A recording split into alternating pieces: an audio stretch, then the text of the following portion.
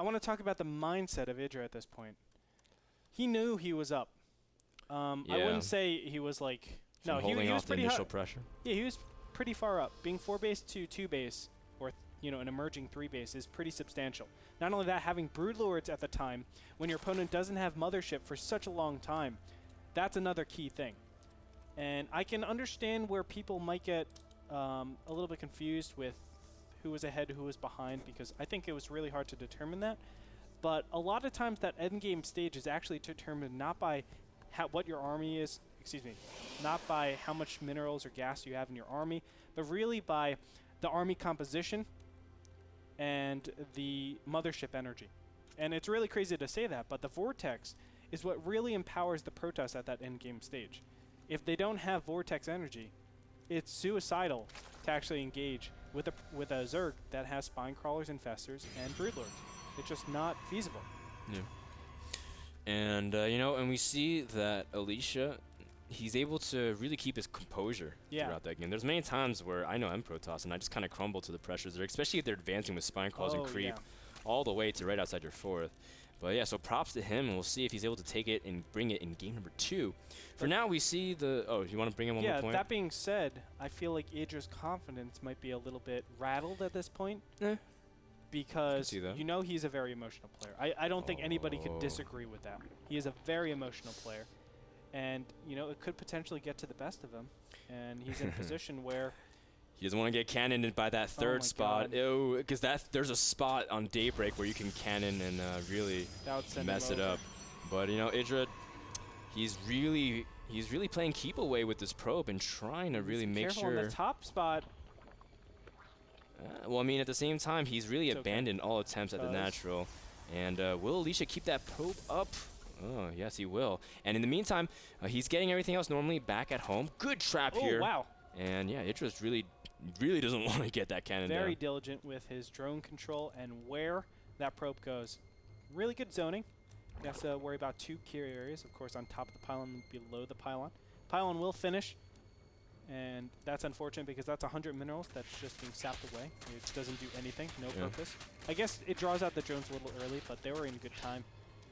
Yeah, I mean, IdrA can now just resume mining as normal. Now, Daybreak, this is a map that's very, very conducive for 3-hash before gas and get a lot of roaches because the avenues you can take to attack.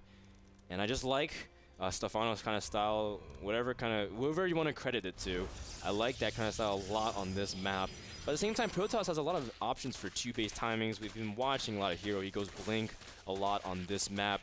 MC loves 7-gate force field on this map as well. Not even just any upgrades, just 7 gates. So we'll see what Alicia chooses to do. But just like you said, he's a little bit behind from investing that many minerals early on. Yeah, I don't think it should affect the game too much. No, I mean, normally you do say, okay, I'm going to lose 200 minerals in this early game stage just to delay or force your opponent to react. Thankfully for IdrA, he didn't react too harshly. Let's go ahead and look at the income tab. It is 28 to 26, but you're going to see the macro mechanics of the larva inject really come to work.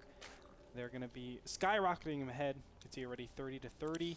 And with 7, 8 drones in production, that's going to soar him ahead of his opponent. Really nicely done. In the meantime, let's go ahead and check out Mr. Alicia. He's got a Twilight Council, and right off the bat, it screams 2-base Blink. It could be 2-base Blink, or it could be Dark Templars. It could be Dark Templars. You're right. No, I've seen Alicia do it. I think it makes more sense to do Dark Templars at this stage, because this is a super fast Blink. Normally you get like 3 gateways and then Twilight Council if you want to do that Stalker Blink, because you need to build your Stalker count. If he gets Blink and just Chrono Boost that out, he will have maybe 5, 6 Stalkers out in the field. So normally we can expect Dark Shrine. There it is. No, you're right. And no, it's just because he got the 3rd gas too that I think you were right about DTs, because he obviously needs that gas. But yeah, I mean, the way Hero's been doing his Blinks though on this build was just because he goes for a really fast Twilight Council, and the fact that he's getting this though means that he's going to stay on 2-base for a while. And if IdrA has any scent of this, he'll be completely okay. But the question is, will he be able to get the scout off? His Overlord is moving into position slowly, but the Sentry kind of pulls it back. Yeah, it'll have to just stay there, honestly. It's funny, but what great positioning. It actually keeps in track of the 4th gas. Yeah. But we're going to see the initial Zealot just out and about scouting. And this proxy pylon will be the way that Alicia will be going about getting his Dark Templars to his opponent's base. Now let's go ahead and check out. Do we have any spot? No, that's not a Spore Crawler. That's a Spine Crawler, in fact, at the third base. Another, what's it called, is going to be placed over here. Now this is a big tell. Another pylon, thank you. This is a big tell because the +1 was delayed for quite a long time. So technically, IdrA should know this is a little bit of a tech play. And, you know, with how aggressive the pylons have been placed, I almost say it screams Dark Templars. And there you go, 2 Spore Crawlers being placed. Where'd that Spine Crawler? I think he canceled the Spine Crawler and went Spore Crawler. I mean, well, he has a Spore Crawler finishing at his natural, and yeah, he smells something fishy, and the Spore Crawler finishes just in time. Look at that, Alicia immediately exposed, and IdrA knows, gotta take out that DT. Uh-oh. And over at the natural, though, the Dark Templar, is it out of reach? Oh, no. He actually lets 2 in, 1 into the back of his natural, the other one into the back of his main. Overseer is on the way right now. But overall, still great play. This is mitigated quite nicely. Actually, I wouldn't even say mitigated because the damage hasn't really been done. He killed if anything, IdrA drones. is way ahead. I wouldn't say way ahead, but he's ahead.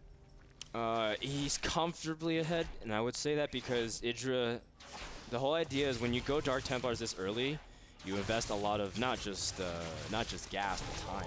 You know, normally Protoss, they have a very strict timing window if they want to hit with 2 base timings, especially against mass roach style. Now, Alicia, the silver lining on this is that he knows exactly what style that IdrA is going for. So he's getting an Immortal, he's getting Bling, following up with +2, so very standard transitions.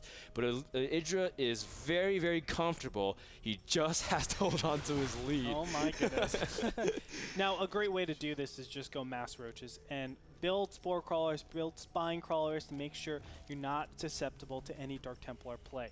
That's the #1 thing. But just keep doing pressure, stopping your opponent from getting a third. This is a very common thing we see time and time again on Daybreak. You blow the center open, and you make a pathway so that it's a lot easier to reinforce your army. That way you can just go in there and do massive damage and stop. Like, you can bait a ton of units out here, and then you just swing around into the natural, kill the forge, kill the gateway, etc.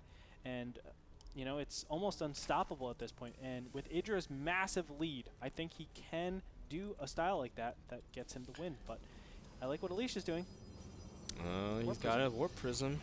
And I guess he's just going to skimp his Immortals immediately, just go straight for how many gates does he have up? He's got 8. So an 8-gate 2-base time. He's balling off his base also to prevent any kind of counterattack. Now the big thing is that Alicia has no real amount of force fields other than his first sentry. He's got like 1 also additional force field, but IdrA sees this. Yes. He should be prepared, and he's got an incredible amount of roaches. Everything is revealed. And once he establishes his position, he should get Burrow ASAP. Burrow is like a mini Blink against this style. He will be able to take out his opponent, but I've seen many times where just superior Blink play is able to overcome IdrA. Let's see how he does here. Oh, great positioning. Yeah, right in the face of the Stalkers. Alicia is only going to be able to Blink forward, back, but also at the same time, he doesn't have that high ground advantage that normally he wants to fight, so a little bit of an awkward engagement there for Alicia. IdrA, of course, just waiting for his roaches. His +1 did finish onto his roaches as well, so he has that. Now keep in mind, Alicia did finish +2, but he's not producing anything. This is the huge 2-base time that he's been going for, but he's actually kind of delving around back, doesn't want to engage right there. Love his use of the Observer as well, keeping track, but IdrA has to be really careful not to fight off creep here. I like what IdrA's doing, actually. His positioning of the units are so intelligent. He should back up here.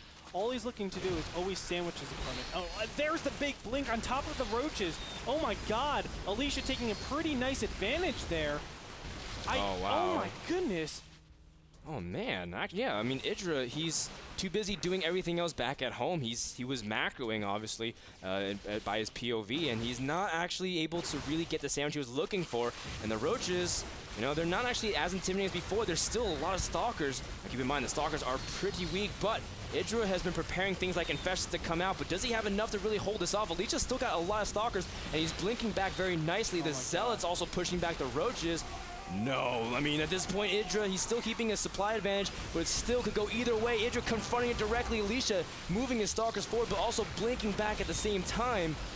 Andre, I mean, does Alicia have enough here? I think he might. I mean, IdrA should have disengaged from that a while ago and waited for his infestors. No, he wasn't even getting infestors at this point, so this is a lost cause. IdrA against Blink Microplay, he's going to lose it right here. He was not able to get the surround that he wanted to get to just disable the power of that Blink Stalker. And there it is, GG. Wow, GG. Gets called out. Alicia will take it 2-0. Oh my goodness, that was so rough. Unfortunate for IdrA. Rough. Yikes. Yikes. Man, that's here's one thing. You know, it's hard to talk about that game a little bit, but I think one thing, and I can't believe I'm saying this, IdrA didn't actually drone up enough. He was at 62 drones. A lot of times when you stop at Dark Templars, you can just say, okay, I can drone up to my 70 count. My 72, that actually matters quite a bit. That represents, you know, 4 or 5 more roaches every single minute. And I will have more units to defend anything or be aggressive. I can understand his thought process. He's just like, I just stopped Dark Templars. Anything you do from here, your sentries are weaker, your stalker count is much weaker. You invested so much gas that could have been potential stalkers. I understand what he's thinking. It's just, I have to look back at that and see where he really went wrong, because I don't think the amount of time I was given is sufficient to actually But we do have a replay of what just happened. If we can pull it up on the screen. As you can see, Alicia was moving in here, and that's actually not the moment that we were talking about, because at this point Alicia had way too much, and it didn't even really matter that IdrA was able to really fight and get, you know, in his face. Alicia had just too many stalkers and got critical mass.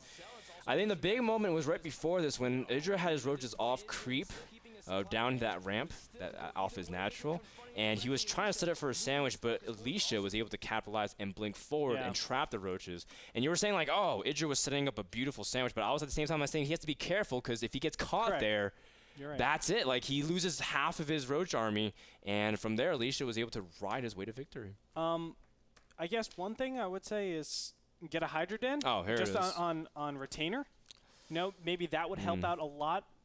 Because a lot of times Hydras are good. Well, IdrA would think differently, but Hydras are pretty successful against gateway units if you can get that mass amount. It's hard to call it. It's tough to say. It's really tough to say. You can see, I mean, IdrA wanted to get his infestation pit as well, and he was like getting +1 carapace, but the +2 really hurt too much. And I think just in general, Alicia, he engaged in pretty good spots, not the best spots, but good enough to really to force IdrA to make awkward decisions. And in the end, IdrA just didn't have enough to hold off that 2-base push. It's unfortunate, but there it is, ladies and gentlemen. IdrA falls 2-0, giving Alicia the win, and showing again why he is one of the most fantastic PvZers in the world. We want to thank iBuyPower for that match and that series, because what a great series to, I guess, end things off for NASL for today. We also want to let you guys know that there is a wonderful show match that goes down this weekend. $2,000 prize pool, $1,500 to the winner, $500 to the loser, and a solid state drive, 90 gigabytes to the winner as well. Check it out. It is Select versus Violet this Sunday, directly after the group stages for NASL. You can purchase your HD pass over at nasl.tv. It entitles you to watching that, of course, being able to get there. And if you're in the area, in the UCI Barcraft area, definitely check us out. Come on over and hang out with us. You know, grab a beer, watch some StarCraft, hang out with handsome nerds like this fellow over here. Thank you, Andre. Which I can see you so handsome in 1080p. It's like awesome, man.